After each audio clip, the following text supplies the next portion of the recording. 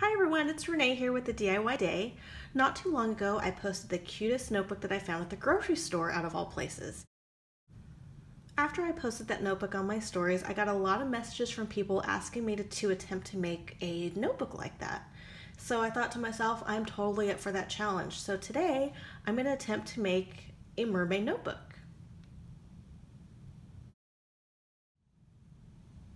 The first thing I bought was this notebook from Walmart. I believe it was like 54 cents, and it's got a hardcover, which is good, so it makes it more durable. Any color will do. I just picked green because it was on top. Nothing special.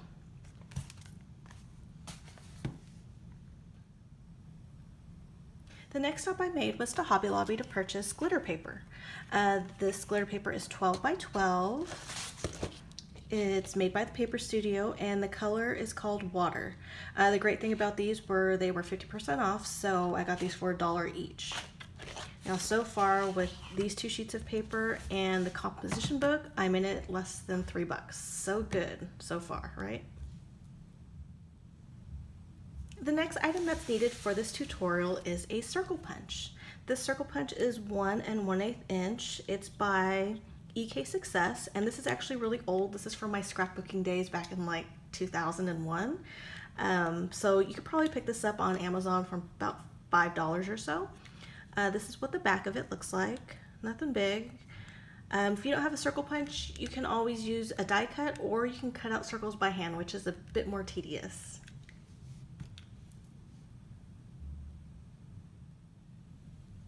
I'm also using a pair of scissors. I'm also using hot glue and a spare glue just in case. So let's start this project. The first thing I'm going to do is I'm going to cut my glitter paper into strips just so it's easier when I use my circle punch.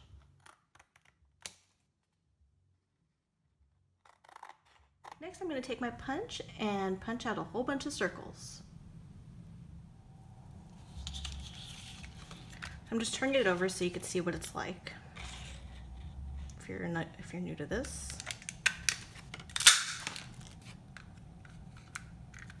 Cut.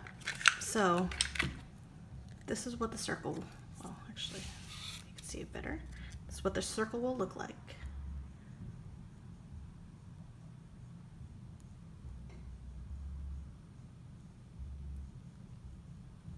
So I'm going to speed up the process a bit just because I don't think you want to see a whole bunch of circles being punched out. I still have more circles to punch, but here's what a strip of punched circles looks like.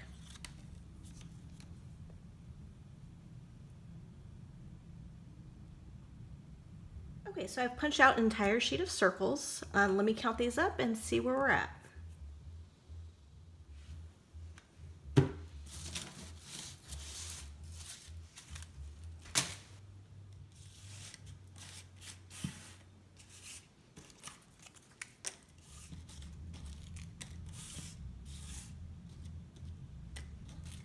I have 80 circles exactly. Let's hope that's enough. Otherwise, I'm going to have to punch more circles from the second sheet. So let's start hot gluing this onto the notebook.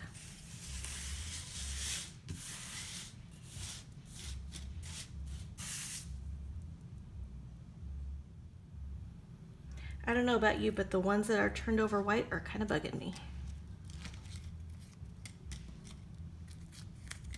Much better.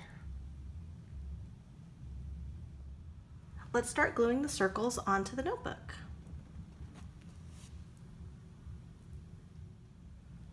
Here's what I'm going to do next. I'm going to take my circles and I'm going to glue them along the edge of the book.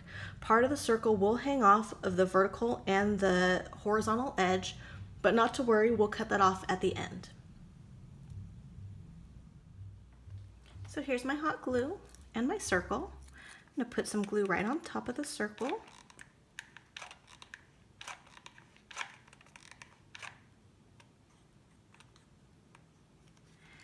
And then I'm going to glue it down in the corner, allowing a portion of the circle to hang off both edges.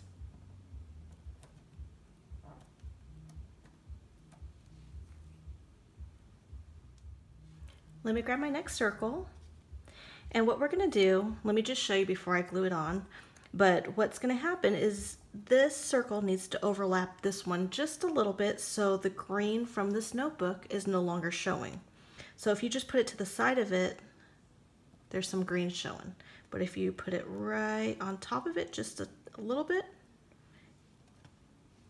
you can no longer see that green portion any longer. So the goal of this is to overlap each circle just slightly on top of the next. So I'm going to grab my glue, I grab the circle, put some glue down, and then let me overlap the circle just a little bit.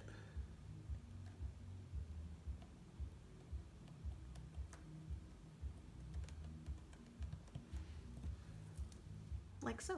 I'm going to grab another circle and I'm going to continue this process all the way down.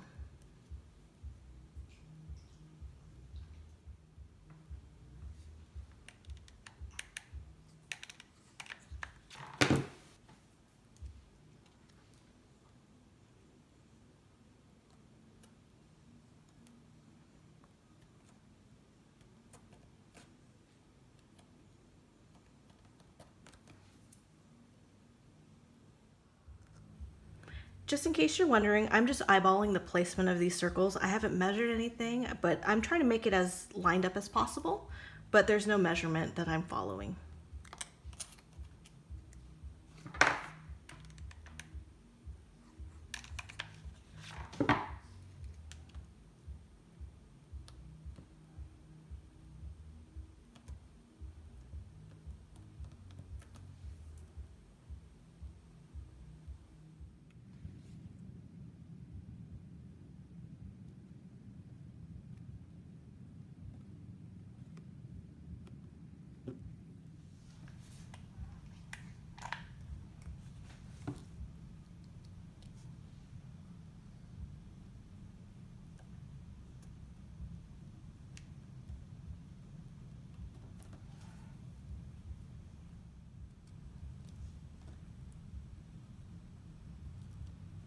And as I get to the edge of the notebook, I'm just going to put some glue on my circle and allow the circle to overlap on both sides of the edge.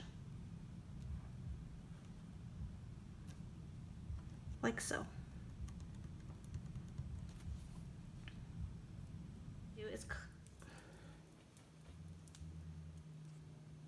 For the second row, what I'm going to do is create a layering effect, but having it layer differently from the first layer. And by doing that, what I'm going to do is place the first circle on the edge further out than this circle. So don't overlap it directly on top, but to the side. And then when you do the next circle, what's going to happen is this one is going to go right in the middle of where these two on the first row overlapped. So it'll look like this. And then of course the next circle will be overlapped between the two lapping circles from the first row, just like that. And so when you look at a mermaid's tail, it has like the overlap where you can see the difference between rows, and that's what we're going to create right here. So I'm going to start that right now. I'm going to take my circle, put some glue,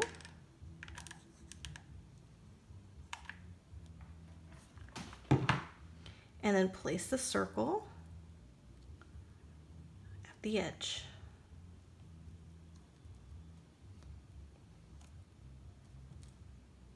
So this circle is not in line with the first circle. Then I'm going to grab another circle, put some glue, and place this circle down right in the middle between where these bottom circles meet. So right there.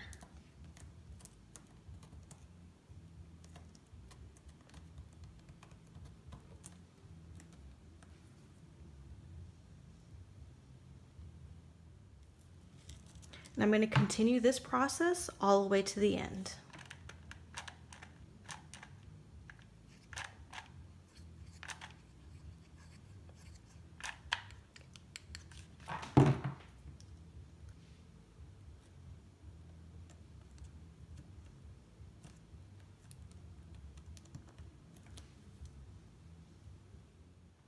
I've already ran out of glue, so I've got to put another one in.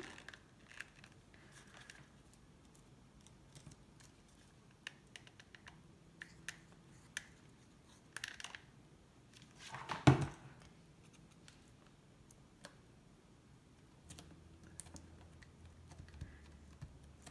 we go.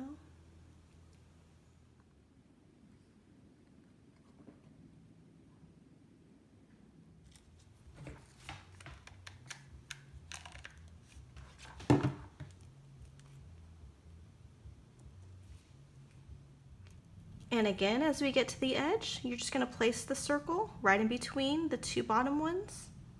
Let it overlap.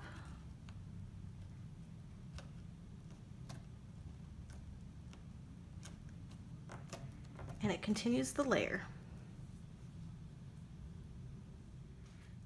Now that I'm on layer 3, what I'm going to do is I'm going to line up my circles to resemble that of layer 1. So just try to line it up. It doesn't have to be exact, but close is good. I'm going to take my circle, put some glue, and then somewhat line it up with the first one.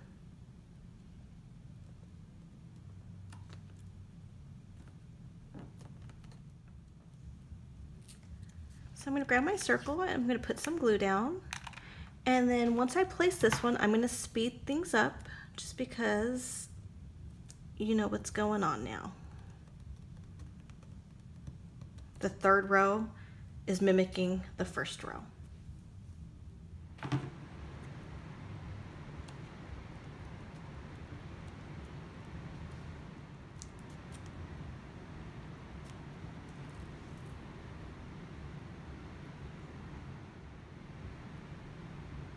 Now we're on row number 4. What we're going to do with row 4 is exactly what we did for row number 2. So it's just going to overlap the third row just as you did here.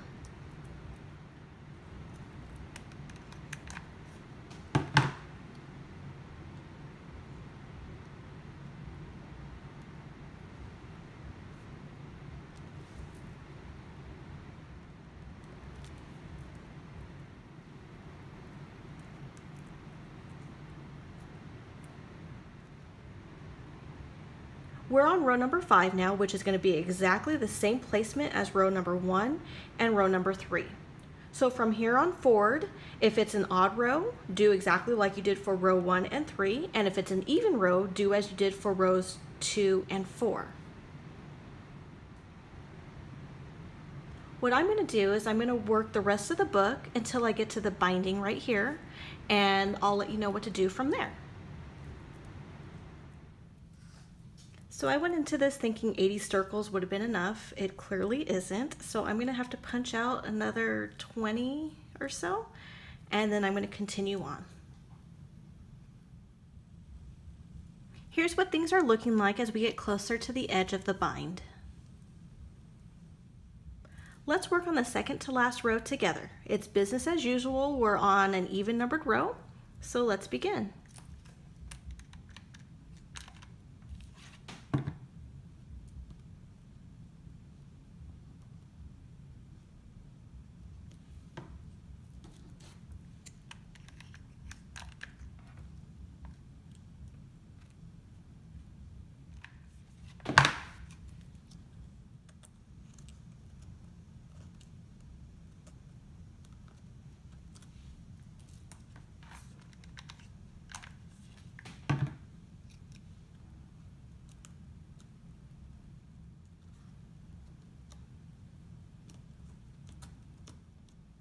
Okay, so we made it to the last row.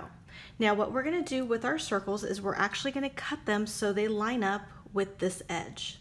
So all I'm going to do is I'm going to grab my scissors, cut a portion of it just so it has a straight edge, like so.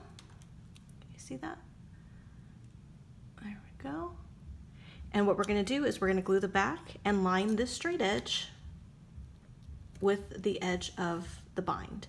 Now this row is an odd row, so it's going to start like how we did on number 1. It's going to hang just slightly, and we're going to go straight across. So what I'm going to do is I'm just going to cut a whole bunch of these circles, and I'm not cutting them in half. I'm cutting them probably about the 3/4 mark.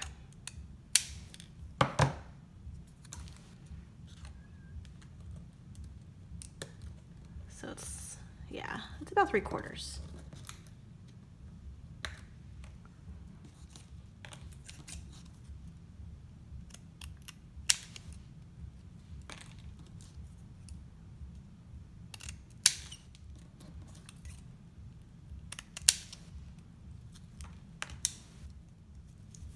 Okay, so I have my cut circles here. What I'm going to do is I'm just going to line up this edge with the edge of the bind and glue it down.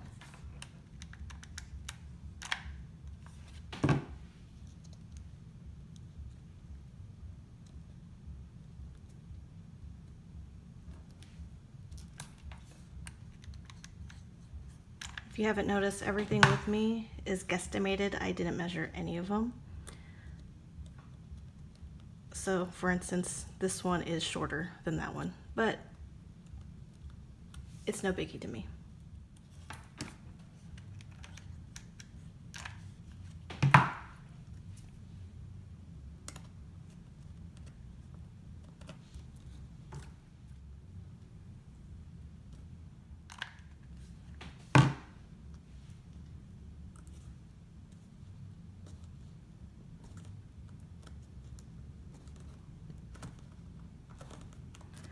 There we go.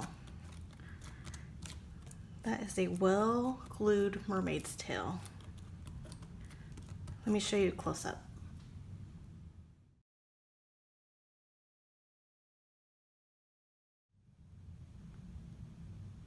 How cool is this mermaid's tail notebook? We're not just finished just yet, we got one more thing to do. It's time to cut all the overlapping circles. So grab your scissors and make sure they're sharp.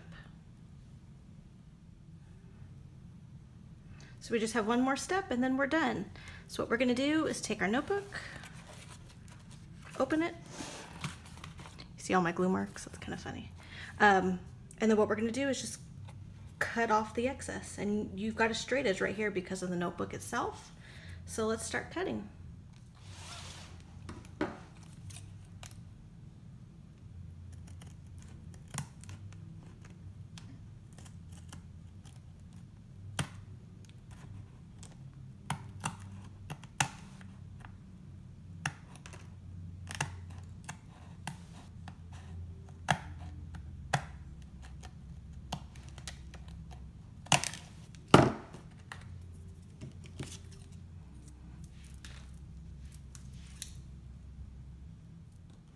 Get to the other side.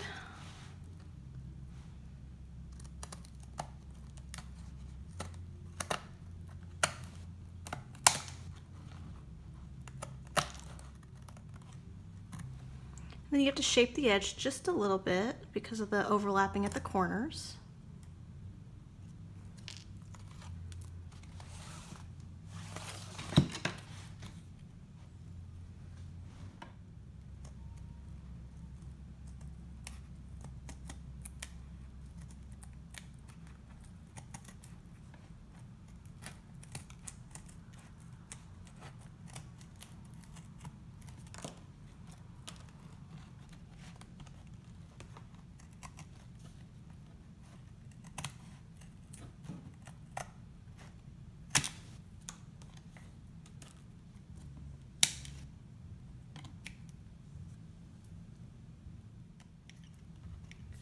Okay, are you ready for the final reveal? I sure am. Okay. So let's check it out.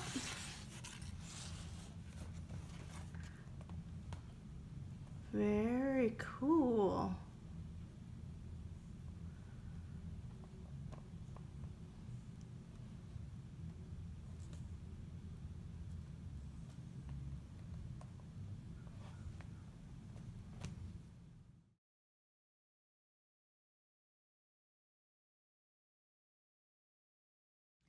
And that's the Mermaid notebook. Thank you so much for putting me up to the challenge. If you're interested in the supplies I use, please see below, and don't forget to like and subscribe. Thank you.